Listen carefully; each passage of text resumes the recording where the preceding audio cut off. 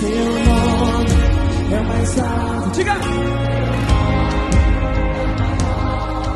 Teu nome. A escadaria da graça é o tema da mensagem à luz do livro de Gênesis, capítulo 28, do verso 10 ao verso de número 22, que diz assim: Jacó partiu de Berseba e seguiu para Harã. Quando chegou a certo lugar, ali passou a noite, porque o sol já havia posto. Pegou uma das pedras do lugar e fez dela o seu travesseiro, e se deitou ali mesmo para dormir. E sonhou: eis que estava posta na terra uma escada cujo topo atingia o céu, e os anjos de Deus subiam e desciam por ela. E eis que o Senhor estava perto dele e lhe disse: Eu sou o Senhor, o Deus de Abraão, seu pai, e Deus de Isaque. A terra em que agora você está deitado, eu darei a você e a sua descendência. A sua descendência será como o pó da terra. Você se estenderá para o oeste e para o leste, para o norte e para o sul. Em você e na sua descendência serão benditas todas as famílias da terra. Eis que eu estou com você e o guardarei por onde quer que você for. Farei com que você volte para essa terra, porque não o abandonarei até que cumpra aquilo que lhe prometi. Quando Jacó despertou do sono, disse: Na verdade o Senhor está neste lugar. Eu não sabia. E temendo disse: Quão temível é este lugar! É a casa de Deus, a porta dos céus. Na manhã seguinte, Jacó levantou-se de madrugada, pegou a pedra que havia usado como travesseiro e a pôs em pé como coluna, e sobre o topo dela derramou azeite, e ao lugar, cidade que antes se chamava Luz, deu o nome de Betel. Jacó fez também um voto dizendo: Se Deus for comigo e me guardar nessa jornada que empreendo, e me der pão para comer ou roupa para vestir, de maneira que eu volte em paz para a casa do meu pai, então o Senhor será o meu Deus, e a pedra que pus como coluna será a casa de Deus, e de tudo que me concederes, certamente darei o dízimo. O Senhor nos abençoe, queridos. Há algo curioso nas escadas. Via de regra, as escadas sempre nos levam de um lugar para outro lugar. Do térreo de um shopping, por exemplo, para o 11º andar. Do 11º andar para o 14º andar. As escadas nunca são o destino final, mas elas sempre são o caminho de um ponto até outro determinado ponto. De modo que as escadas, em sua essência, elas nos lembram um movimento, um esforço, uma transição. Nenhum de nós aqui vive numa escada, é ou não é verdade? Alguém mora no meio de uma escada? Não. Ou você está subindo, ou você está descendo dessa escada. E cada degrau exige ali algumas escolhas, decisões. Continuar subindo ou parar no meio do caminho. E ao longo da história, o ser humano, ele começou a se adaptar em relação às escadas. Escadas gigantes, com longas subidas, por exemplo, como a do Monte Niese, com mais de 11.000 degraus. Tenta imaginar subir essas escadas todos os dias, morar num monte assim. Ou a do Monte Tai, com milhares de degraus. São estruturas de fato impressionantes, feitas ali para vencer as alturas, alcançar as vistas e, de certa forma, nos levar a lugares que nunca seriam possíveis sem as escadas. Hoje nós vamos ver como uma escadaria pode te levar a um lugar que não seria possível sem ela. E essa escadaria tem nome: Jesus Cristo. E que sem essa escadaria nenhum homem poderia subir até Deus. E no pé dessa escadaria, pela primeira vez, está o fugitivo Jacó. E o seu Criador é quem se aproxima dele em um dos lugares mais improváveis. no deserto. E Jacó está no deserto, com medo e no meio de uma fuga. Talvez seja essa uma das maiores tensões da vida, porque nós estamos sempre tentando subir e descer escadas, tentando alcançar seguranças, estabilidades, sentido para as coisas da vida. Mas a pergunta que nós devemos fazer não é até onde nós podemos subir, e sim se existe alguém que desce até nós, porque no fim todos nós temos escadas, tentativas de subir, de alcançar, de resolver, de chegar lá. Mas a história de Jacó nos mostra algo diferente, irmãos. Antes de qualquer esforço humano, é Deus que se aproxima primeiro.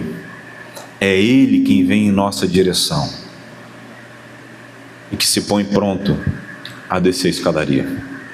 Pois bem, mantenha a sua Bíblia aberta, porque nós vamos examinar todo esse texto que nós acabamos de ler. Nós estamos vendo aqui que a história de pecados dessa família não tem um final feliz para nenhum deles. Ninguém ficou bem aqui nesse emaranhado, nesse problema que foi causado por conta dos desejos pecaminosos dessa família. Jacó, como o principal integrante que nós estamos observando a sua vida, ele fez o seu plano ali para conseguir bênçãos, segurança, mas o resultado de buscar as bênçãos por meios ímpios é a consequência dos seus pecados. Ele está no ermo, sozinho e agora no escuro. Por quê? Porque pecados têm consequências. Deus perdoa? Claro que Deus perdoa. Deus é um Deus que nos ama e por isso Ele nos perdoa. E às vezes Ele nos livra de certas consequências que nós merecíamos receber. Mas veja, às vezes você é obrigado a lidar com essas consequências aqui e agora. Então o texto abre dizendo aqui, no verso de número 10, que Jacó está em fuga. E essa fuga é o fruto das escolhas amargas, das consequências do próprio pecado que Jacó está colhendo. Esse caminho aqui deve ter sido duro, irmãos. Tente imaginar como lidar com as consequências dos seus atos. 3 semanas de viagem que serão acompanhadas aqui de uma solidão terrível. Jacó não tem companhia. E lá está Jacó, fugindo e provavelmente apenas pensando no risco da viagem e na possibilidade do seu irmão Esaú vir atrás dele para matá-lo. Provavelmente nem passou pela mente de Jacó as implicações do enredo que ele estava se metendo no relacionamento com Deus. Então, de repente, o sol abaixa, a temperatura fica amena, o sol se põe e o risco aumenta, porque era comum ao cair da noite que os problemas seriam grandes na viagem, principalmente numa viagem às escuras. Então o que ele faz? Jacó decide então fazer uma pausa e acalmar o seu coração e descansar. 3 dias de viagem.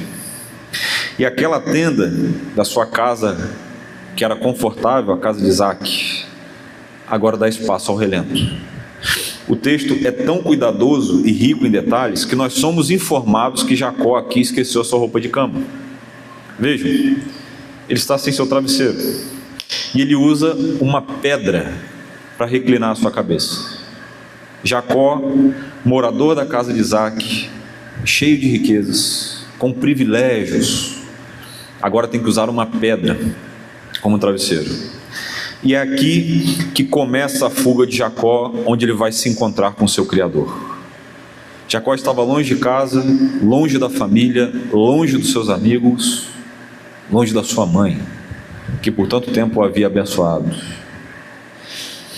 Mas ele não estava longe do seu Criador, ele não estava longe de Deus. E essa história aqui está registrada nas Escrituras para nos mostrar como Deus vai ao encontro de pecadores sórdidos em lugares inóspitos, principalmente no meio das nossas fugas.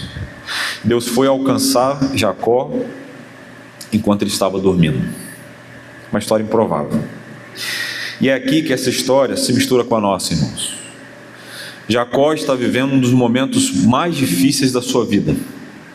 Ele havia enganado seu pai, roubado a bênção de Esaú, e agora ele fugia para salvar a sua própria vida.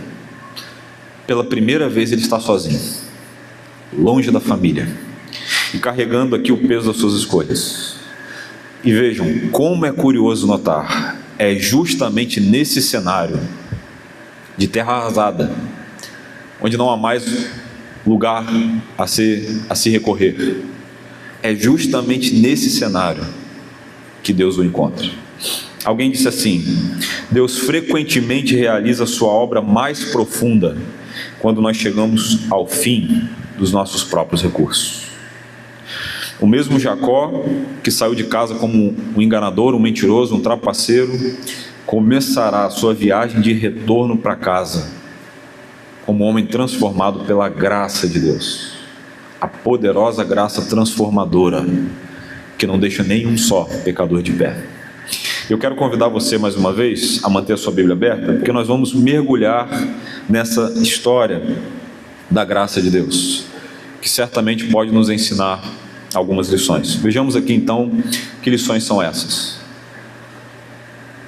Primeiro, a iniciativa da salvação vem de Deus. Veja o que diz o verso de número 10 e o verso de número 11. Jacó partiu de Berseba e seguiu para Harã. Quando chegou a certo lugar, ali passou a noite, porque o sol já havia se posto. Pegou uma das pedras do lugar e fez dela o seu travesseiro e se deitou ali mesmo para dormir. Vejam, Jacó está saindo de Berseba e indo para Harã, ou Padã Harã, expressão muito conhecida no Antigo Testamento, do norte de Canaã ao sul de Canaã. E esse percurso ele duraria aproximadamente 3 semanas, uma caminhada exaustiva, montanhas, lagos, estradas acidentadas, e ele está fazendo esse percurso de caminhada a pé. E ao anoitecer, então ele decide parar estrategicamente para descansar. Está preocupado com a viagem. É curioso porque nesse movimento de fuga de Jacó, saindo da casa do seu pai, ele não estava buscando e procurando a Deus. Ele estava ali como um peregrino no meio dos percalços da jornada, apenas tentando achar um lugar para descansar. E o texto é lacônico, mas essa jornada aqui até Betel, ela durava cerca de 3 dias. Era uma jornada mais tranquila. E ele está fazendo uma pausa.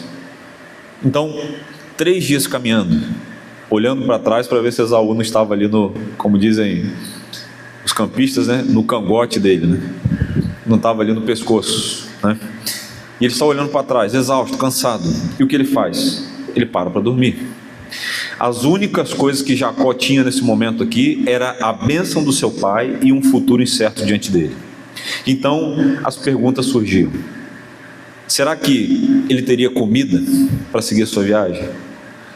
Será que Esaú já estava chegando para tentar matá-lo? Não havia a tenda no altar, não havia culto, não havia oração, talvez o domingo já tivesse passado, apenas uma pedra para servir de travesseiro.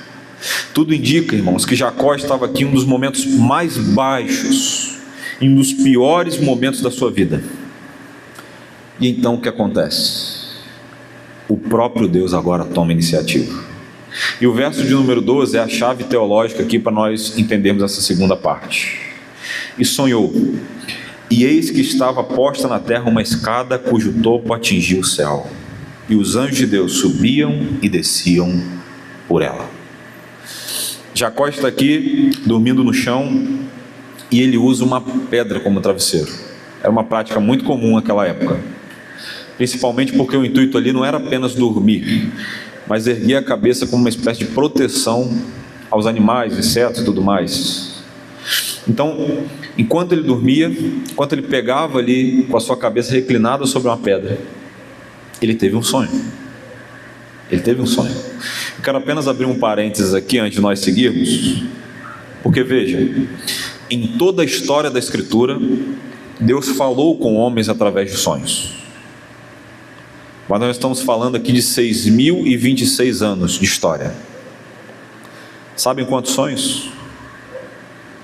25 vezes apenas. Mas se você passa numa igreja aí, com as portas abertas na esquina, Deus fala todo dia através de sonho. É ou não é? Portanto, irmãos, veja, o meio pelo qual Deus fala com o seu povo ainda hoje é através da Escritura, da palavra registrada. Deus pode usar o sonho, porque Ele é Deus, e Ele faz o que Ele quiser. Mas veja, não é o meio pelo qual Ele nos ensina, é a Escritura. Acabei de dizer aos irmãos, 6.026 anos, apenas 25 sonhos, em toda a história de registro das Escrituras. Mas, se você entra aí, o pessoal está falando, não, Deus falou comigo ontem através do sonho. Deus continua falando por meio da sua palavra. Mas veja, Jacó está aqui sonhando, e ele entra nesse sonho. E esse sonho havia ali uma escadaria, uma escada em algumas versões. E haviam anjos subindo e descendo, do céu à terra, uma espécie de ligação. E esse lugar que Jacó havia escolhido para repousar não era um lugar comum. No hebraico, a expressão usada aqui é makom, que tem dois sentidos. Pode significar apenas um lugar de fato, mas também pode ser usado para se referir especialmente a um lugar santo, lugares santos. E embora aqui Jacó pensasse que se tratava de um lugar comum, não era um lugar comum. No entanto, ele vai mudar o nome desse lugar no verso de número 19. O lugar que se chamava Luz, agora se chama Betel, que significa a casa de Deus. E enquanto Jacó estava dormindo, ele começa a observar essa escadaria. É curioso, não era uma escada comum, mas era uma escadaria extraordinária, uma escadaria de pedra, está registrado aí, que liga o céu à terra, e ela é preenchida por um fluxo intenso de anjos subindo e descendo. Essa é a visão que Jacó tem.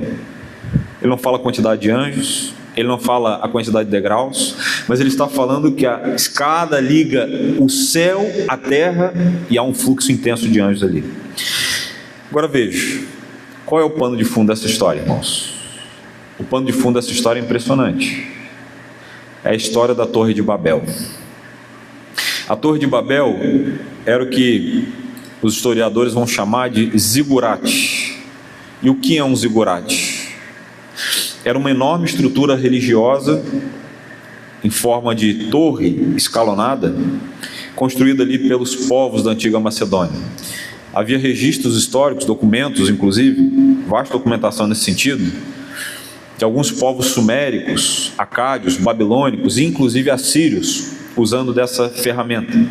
Então era uma espécie de pirâmide em degraus, com vários níveis ali sobrepostos, cada um menor do que o outro. O de cima menor do que o de baixo. E no topo havia ali um santuário que era dedicado a uma divindade, uma espécie de escada para os céus. Qual era o objetivo dos construtores então da Torre de Babel, irmãos? Eles não eram inocentes.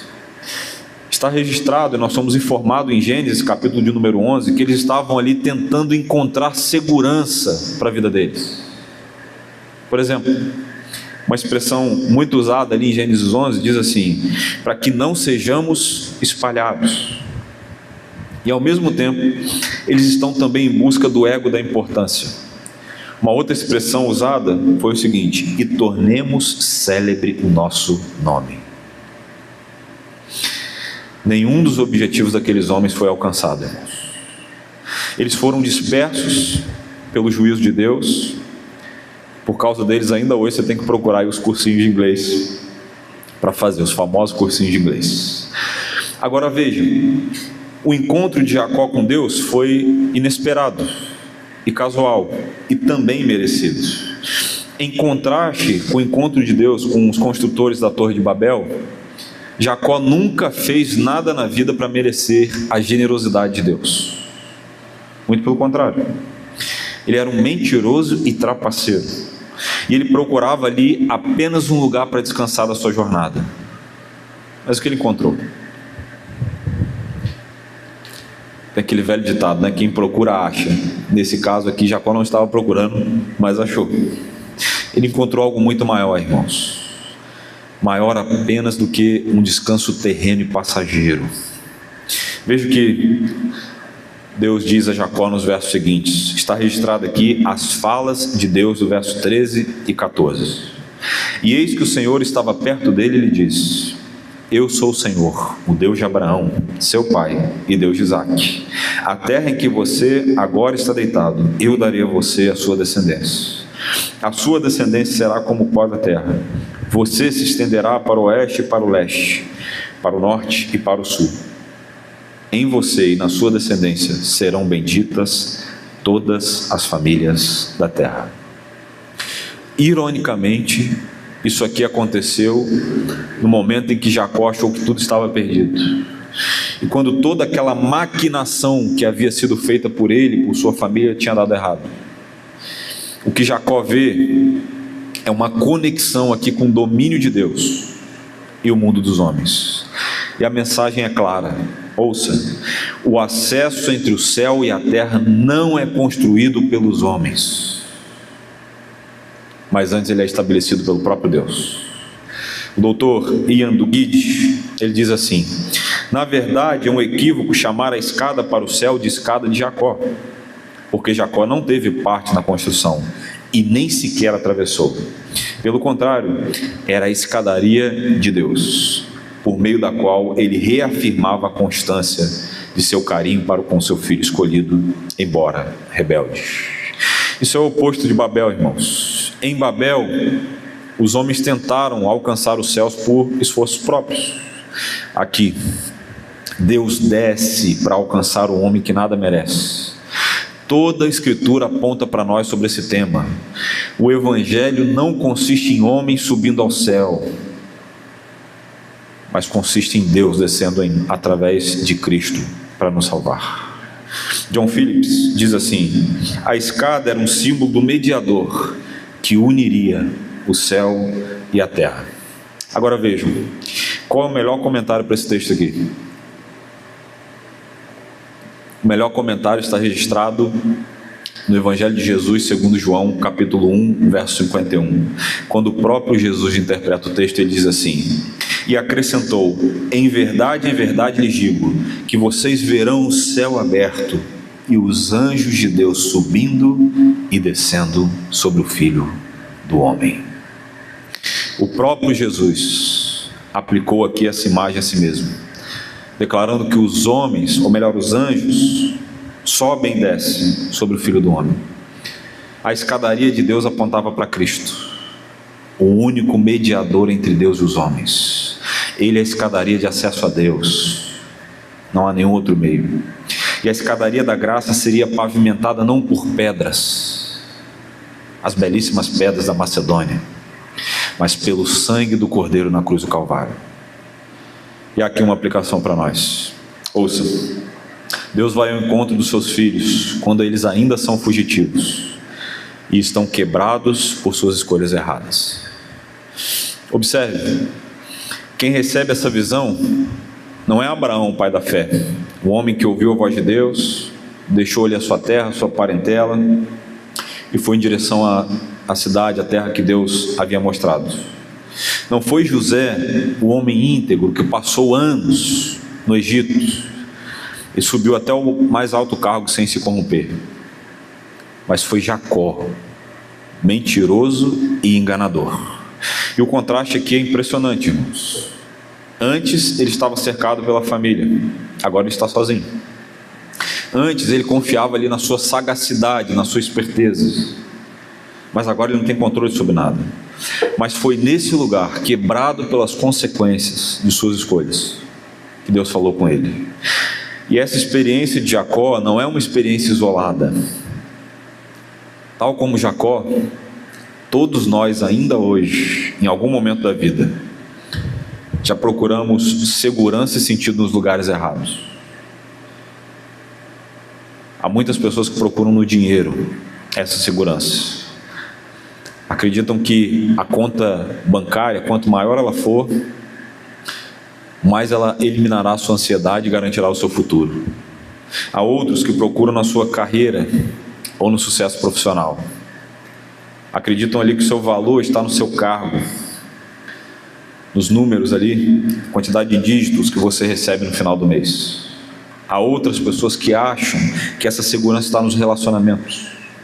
Há pessoas que depositam a sua segurança no seu cônjuge, no namoro, nos filhos, no intuito de que eles preencham essas necessidades. Há pessoas também que depositam isso, a sua segurança, na aprovação das pessoas. Não sei se você conhece alguém assim, mas o indivíduo sempre está procurando ser aprovado no que faz. A identidade do indivíduo está ali a ser construída pelos elogios, sobre aceitação e sobre reconhecimento dos outros. Outros, prazer e entretenimento. Boa parte das pessoas usam distrações constantes para fugir do vazio, fugir das dores, fugir das perguntas mais profundas sobre a eternidade. Veja, Jacó havia buscado segurança na sua astúcia, na manipulação e na força dos seus próprios planos. Mas agora, como ele está? Com uma pedra debaixo da sua cabeça e um céu aberto como teto sobre a sua cabeça. E é justamente ali que ele descobre que a sua verdadeira segurança não está na sua habilidade de controlar a vida, nas suas articulações, nos relacionamentos, mas na presença de Deus diante da jornada. Ouça, meu irmão, minha irmã, muitas vezes você só percebe ali a fragilidade das suas falsas seguranças quando elas falham e te deixam de lado. Foi nesse momento que Jacó aprendeu a não confiar mais em si mesmo, mas confiar no Senhor. Eu quero ilustrar isso para você. Se você tivesse vivido no século XIX, você seria informado que um dos maiores e mais famosos jogadores de cricket de todos os tempos era um homem chamado Charles Studd. Ele foi condecorado pela rainha da Inglaterra. Um jovem, atlético, habilidoso, muito capaz, multimilionário. E ele foi herdeiro de uma grande fortuna. Mas de repente, quando tudo estava bem, ele foi balançado, foi sacudido por uma experiência muito comum, que muitos de nós ignoramos. Seu irmão adoeceu, e apesar de toda a influência política, apesar do acesso aos melhores médicos da época, apesar da fortuna, dos seus dígitos na conta bancária, ele não pôde fazer nada pelo seu irmão e ele veio a óbito. E de repente ele está diante de um dilema. O que é a vida? O que é a vida? E de crente nominal da igreja anglicana, ele tem ali um encontro verdadeiro, genuíno com o Evangelho. E esse homem, impactado pelo Evangelho, ele descobre o tesouro. Quem é o tesouro? É o próprio Cristo. E ele então passa a dedicar toda a sua vida, toda a sua vocação a anunciar o Evangelho, que é a única força capaz de sustentar o homem diante dessas situações difíceis. E a atitude dele é singular. O que ele faz? Ele pega toda a sua fortuna, castelos, quadros, e ele doa para a causa missionária. Ele passa 10 anos na China, 6 anos na Índia, 21 anos na África, pregando e anunciando o Evangelho. E quando um repórter o chama para o questionar depois de anos, ele diz assim: olha, você poderia ter aberto mão de algumas coisas, poderia ter feito isso tudo, mas sem abrir mão do conforto, da riqueza. Você poderia ter continuado aqui na Europa. Por que você foi para esse mundo pagão? O que te motiva? Dentre outras coisas, ele respondeu exatamente isso aqui que eu vou ler para vocês. Se Jesus Cristo é Deus e Ele morreu por mim, então nenhum sacrifício que eu fizesse era grande demais para Ele. Ele morreu por mim e agora eu vivo para Ele. Este homem percebeu que nada do que ele tinha era seguro o bastante para o salvar. E então ele encontrou a sua única segurança: Cristo Jesus. Jacó estava descobrindo que a presença de Deus não estava limitada aqui aos lugares da sua casa, à tenda, ao conforto, à casa de Isaac, ao altar de Abraão, mas que Deus estava presente com ele até mesmo nos lugares mais inóspitos. Deus não havia abandonado Jacó, e ele reafirma isso no verso número 15: Veja o que ele diz na sua Bíblia: eis que estou com você e o guardarei até onde você for. Farei com que você volte para essa terra, porque não o abandonarei até que eu cumpra aquilo que prometi. Deus é um Deus que reafirma suas promessas, irmãos, apesar das nossas falhas. E observe, há muitas pessoas que entendem errado os planos de Deus. Eu quero fazer uma pergunta a você: como Deus começa a conversa com Jacó? Você está errado? Por que você fez isso? Culpando Jacó? Deus não começa repreendendo Jacó. Ele começa revelando a sua graça, dizendo que ele cumpriria a promessa. A terra seria dele, a descendência seria numerosa, e todas as famílias da terra seriam abençoadas através da sua linhagem. Agora veja, nada disso foi conquistado por Jacó. Tudo isso era resultado da graça divina. Matthew Henry diz assim: os homens podem abandonar a Deus, mas Deus permanece fiel aos seus propósitos de aliança. Muitas vezes Deus fala mais claramente nos desertos da vida do que nos palácios. É ou não é verdade? As perdas, as decepções, as crises que frequentemente tornam ali o cenário mais adequado para os verdadeiros encontros transformadores com a graça de Deus. Portanto, essa aqui é a primeira verdade que nós podemos aprender. Mas há aqui uma segunda verdade. Eu queria que você prestasse atenção. A graça transforma pecadores em arautos. Observe, irmãos, ao despertar aqui, Jacó ele vai reagir de uma forma completamente diferente. Ele está dormindo, reclinou a cabeça sobre uma pedra, teve o sonho, e agora ao despertar ele reage de uma maneira completamente diferente. Essa experiência com Deus traz a ele 4 coisas que nós precisamos ter também como cristãos. Primeiro, temor. Observe o que ele diz a partir do verso número 16: na verdade o Senhor está nesse lugar e eu não o sabia. O enganador, ele começa aqui agora a perceber a grandeza de Deus e que ele não estava sozinho. Então ele descobriu que no meio daquele lugar inóspito havia alguém do seu lado. Mas veja, ele também recebeu uma nova vida. Veja o que diz o verso número 17: e temendo disse: quão temível é esse lugar, é a casa de Deus, a porta dos céus. E ele chama aqui esse lugar de Betel, que significa a casa de Deus.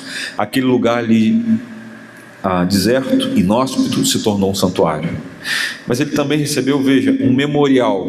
A partir do verso número 18 diz assim: na manhã seguinte, Jacó levantou-se de madrugada, pegou a pedra que havia usado como travesseiro e a pôs em pé como coluna, e sobre o topo dela derramou azeite, e ao lugar, cidade que antes se chamava Luz, deu o nome de Betel. Ele pega aquela pedra que servia de travesseiro e ele a levanta agora como uma coluna, e ele derrama óleo sobre ela. Não porque a pedra fosse sagrada, não é nada disso, mas para marcar aquele lugar como um encontro verdadeiro com Deus. E agora ele dá um nome: Betel, que significa a casa de Deus. Na Escritura, irmãos, o que os memoriais simbolizavam? Eles simbolizavam para nós uma lembrança da fidelidade divina, um memorial.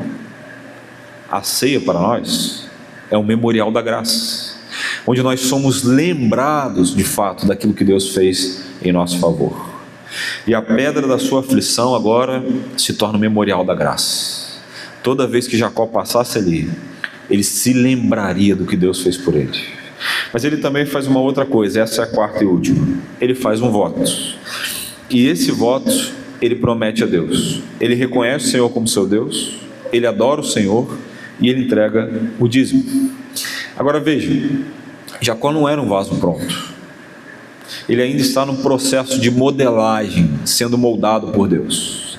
E embora ali a sua compreensão espiritual ela fosse limitada e imatura, é impossível aqui não ver os primeiros passos da transformação.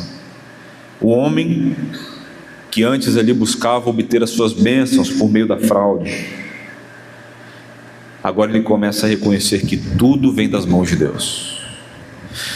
E sua promessa aqui de entregar o dízimo, a 10ª parte, é uma gratidão e submissão a Deus. Agora veja, irmãos, isso não era natural para Jacó. Não era natural. Por natureza, ele era um tomador. Alguém que pensava que a felicidade se resumia em obter mais do que entregar, do que servir. E a sua principal ambição era vencer por conta própria, sem depender de ninguém. Mas agora, ele tem uma experiência com Deus, um encontro com o seu Criador. Ele é transformado agora em alguém que quer entregar e não obter. É dessa forma que todo cristão deve responder a Deus. Não basta ficar surpreso, não basta ficar impressionado com o que a Bíblia diz acerca do Senhor. É preciso seguir diante na caminhada e avançar em passos largos em direção ao Evangelho. E aqui uma aplicação para nós. Ouça: uma verdadeira experiência com Deus deve produzir em você mudanças eternas. Isso é o que está acontecendo com Jacó. Não é apenas emoção, não são apenas lágrimas. Jacó está ali frente a frente com o seu Criador, o Criador de quem ele fugia, e agora está nascendo nele uma nova disposição de viver para Deus. É isso que Deus faz conosco. Ele trata o nosso coração, trata o nosso caráter, para depois aí sim nos usar. Eu quero ilustrar isso para você. Charles Colson foi um brilhante advogado e ele se tornou um influente assessor político. Ele ganhou notoriedade pelo seu trabalho ali no governo norte-americano, especialmente no governo de Richard Nixon, 37º presidente dos Estados Unidos da América. E ele era um conselheiro especial da Casa Branca. Ele tinha uma enorme influência, tinha entrada, saída, bastidores ali, enfim. Foi considerado um dos homens mais poderosos do círculo presidencial. E ele era um homem duro, um espírito belicoso, beligerante. E ele estava vivendo a sua vida normalmente, quando de repente algo mudou a sua história para sempre. Houve muitos escândalos naquele período, e um deles foi o escândalo de Watergate, que levou ali à renúncia do até então presidente Nixon. E em meio à investigação, Charles Colson foi preso. E ele passa 7 meses na cadeia, 7 meses na prisão. E foi na prisão, nesse lugar inóspito, que ele teve a sua vida transformada. Um dos homens mais poderosos dos Estados Unidos, influente, inteligente, respeitado. Ele acreditava que que ele conseguia controlar o seu próprio destino. E com esse escândalo, a sua carreira desmoronou. A sua reputação foi destruída. E ele acabou preso numa cela, justamente naquele lugar de humilhação e fracasso que o Senhor encontrou. Ele foi impactado dentro de uma prisão por encontro com Deus. O homem que vivia para construir o seu próprio reino passou a dedicar a sua vida para o reino de Deus. O homem que antes procurava influência e influenciar as pessoas tornou-se um servo de Cristo. O mais impressionante, irmãos, não é que Colson tenha sido perdoado. O mais impressionante é o que aconteceu depois. A graça transformou um pecador em arauto, em proclamador. Ele se arrependeu dos seus pecados. Ele fundou a Prison Fellowship, uma organização voltada para evangelizar os encarcerados, apoiar ex-detentos e também na reintegração social. E ele promoveu algumas reformas no sistema prisional. E esse ministério cresceu, se expandiu e se tornou um dos maiores do mundo nessa área. Ele se tornou autor e palestrante cristão. E há um relato no seu livro autobiográfico chamado Born Again, que significa nascido de novo. Um clássico, que relata ali a sua queda e transformação. E vejam o que esse homem disse após ter um encontro com Deus. Ouça: Eu não me tornei cristão porque tentava ser bom. Eu me tornei cristão porque fui quebrado e Cristo me encontrou. A vida que antes girava em torno de poder e controle foi completamente redefinida pelo meu encontro com Cristo. A maior lição que eu aprendi na prisão foi que eu não tinha para onde ir além de Deus. A graça transformadora que não apenas muda o nosso destino, ela muda a nossa identidade, ela transforma pecadores em arautos da graça. E assim como Jacó, que dormiu sozinho no deserto, quebrado pelas consequências das suas escolhas, esse homem, Charles Colson, também se viu exatamente no mesmo lugar, onde as suas conquistas pessoais não podiam salvá-lo. Foi exatamente isso que aconteceu em Betel. Jacó chegou como fugitivo, com medo, culpa e incertezas, mas saiu daquele lugar com uma nova vida com Deus, transformado, e com a sua vida transformada pela graça de Deus. Deus não encontrou Jacó quando ele era um exemplo de santidade, como muitas pessoas que pensam, eu preciso mudar para eu ir até Deus. Deus encontrou Jacó quando ele era um fugitivo, e a mesma graça que encontrou Jacó em Betel, que encontrou Charles Colson na prisão, ainda hoje pode ser a graça transformadora que vai mudar a sua vida, porque Deus tem prazer em transformar e mudar a vida das pessoas. Deus tem prazer em transformar ruínas em testemunhos e pecadores em arauto da graça. Segunda aplicação para nós, ouça: a graça de Deus alcança os improváveis. Essa verdade está exposta nesse texto, irmãos. Pessoas que tinham aqui um histórico sombrio, mas a despeito de não merecer, foram alvos da graça de Deus. Um dos maiores teólogos da história da igreja se chama Agostinho de Hipona. Ele tem grandes escritos, mas o que muitos não sabem é que Agostinho era um improvável que foi alcançado pela graça de Deus. Ele viveu boa parte da sua vida na promiscuidade, na bebedeira, na farra, uma vida pregressa. Essa era a vida desse homem, até que, em determinado momento, ele, ouvindo uma pregação de um bispo chamado Ambrósio, não com o intuito de absorver aquela pregação, mas aprender sobre a oratória de Ambrósio, uma palavra entra no seu coração, e ele fica com uma pulga atrás da orelha. Então ele começa ali a ler alguns livros, e ele decide começar logo pela carta aos Romanos, até que ele é alcançado pela graça e ele se rende ao Evangelho. O que muitos não sabem é que a sua mãe Mônica orou por mais de 30 anos pela conversão do seu filho. Não são 30 dias, 30 anos orando pela conversão de um homem. Homens e mulheres improváveis também são alvos da graça de Deus. Após a conversão, Agostinho escreveu um livro chamado Confissões de Agostinho, e no 5º livro ele diz assim: tarde te amei, ó beleza tão antiga e tão nova, tarde te amei, Senhor. Assim como Agostinho, Jacó era um improvável que foi alcançado pela graça de Deus, um homem ardiloso, cujas tramóias saíram pela culatra, fugiu para salvar sua própria vida no deserto, mas no entanto, ele é o único que Deus escolheu para revelar-se e transformar a sua vida. Deus iniciará aqui um processo que continuaria com Jacó pelos próximos 20 anos.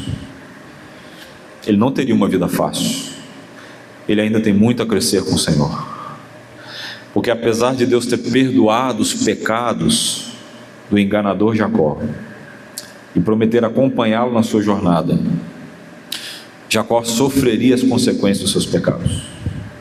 Em sua graça, Deus nos perdoa, sim, nos perdoa, mas em seu juízo justo, Ele providencia que nós ceifemos aquilo que nós plantamos. Nós vamos escolher aquilo que nós plantamos, porque em última análise, a graça recai sobre Jacó da mesma forma que ela recai sobre nós. pela morte do Filho de Deus, Jesus Cristo. Caminhando para a conclusão, essa passagem, irmãos, não é em primeiro lugar sobre Jacó. Nós não estamos aprendendo apenas sobre Jacó. É sobre Deus. É sobre como um Deus encontra pecadores que estão fugindo. É sobre como Deus estabelece uma escadaria entre o céu e a terra. É sobre um Deus que faz promessas e as cumpre. É sobre um Deus que permanece fiel mesmo quando os seus servos ainda estão aprendendo a confiar nele, vacilantes. A escada de Betel só encontra o seu cumprimento em Jesus. Nele, Deus veio ao encontro dos homens. Nele, o céu foi aberto. Nele, todas as promessas encontram o seu sim e o seu amém. Talvez hoje você esteja aqui como Jacó, cansado, culpado, inseguro e sem direção. A mensagem de Betel é que a esperança não está em você subir até Deus, mas é confiar que Deus desceu até nós por Cristo Jesus. O Deus de Betel continua sendo o Deus da transformadora graça. E aqueles que pertencem a Ele podem descansar na promessa, como o próprio Deus disse a Jacó: não te deixarei até cumprir tudo o que prometi. Eu finalizo com as palavras de Jesus, as palavras que o próprio Cristo disse: eu sou o caminho, a verdade e a vida. Ele é a única e verdadeira escadaria que vai para o céu. Que o Senhor nos abençoe. Bendito seja Jesus Cristo, o Filho de Deus. Amém? Vamos orar, na sequência cantar mais um hino de louvor e adoração ao nosso Deus. Teu nome é mais alto. Diga! Teu nome é sobre todos os tronos e domínios, governos.